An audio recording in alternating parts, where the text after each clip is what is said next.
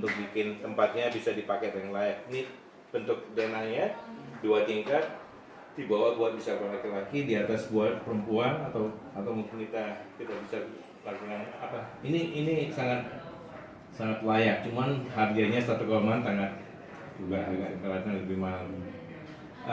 Plannya yang kita lakukan seperti ini.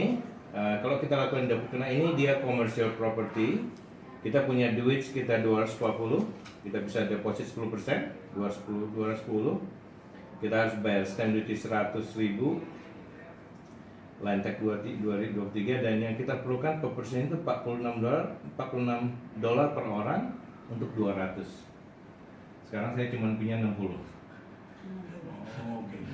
$46 per orang sama 200 untuk bayar selama berapa lama? Interest ini 30 tahun interest. Tapi ini buat operasional aja.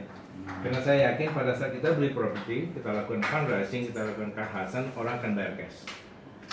Jadi 2, juta ini akan cepat. Dalam setahun 2 tahun maksimum kita bisa bayar.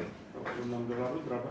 160.000. 160.000 ya. Ini menurut saya sih Itu 200 orang. 200 orang aja per bulan 400.000 cukup ya. Masalah trust. Terus ya. Mereka Yang punya ada punya sekarang duit. 60 orang loh sekarang. Iya, itu pun dengan saya coba bicara sekali dengan hati ke hati ke mereka. Karena mereka udah berapa kali dikecewakan, 3-4 kali.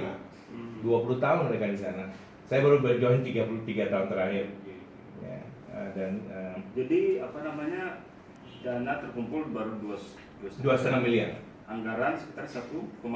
Anggaran itu 12 miliar sampai 18 miliar. 12 sampai 18 miliar. Rencananya kalau pembeliannya gimana? 10%. Cicil. 10% nanti kita pinjam dari Bank Syariah. Bank Syariah. Dia Bank Syariah tinggi bagi hasilnya 11%. Kalau bank komersial 3%. Jadi kalau Bank Syariah di sana tetap aja seperti interest, Iya. tapi bukan interest, Bagi karena hasil, bagi iya. hasil. Tapi saya ngeliatnya sebagai 11%, karena saya bisa bayar kan. Kenapa? 11% lebih Banyak banyak besar daripada ini bank biasa. Bank biasa. Sama gitunya mungkin. Iya.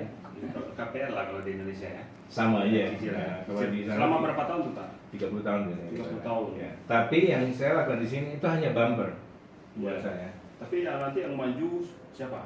Organisasi atau pribadi yang? Kalau ini karena kita punya di 200.000, Hmm. berarti DP-nya udah kita bisa cover. Iya. Pada saat kita beli properti, Iya. properti itu nanti kan sebagai anggunan. Betul. Tapi Kalau atas nama saya nggak siapa? bayar, bank akan take up properti. Nah, yang maju sebagai peminjam siapa? Organisasi. Bisa. Ya. Organisasi bisa. Karena bank cuma lihat risknya apa buat mereka.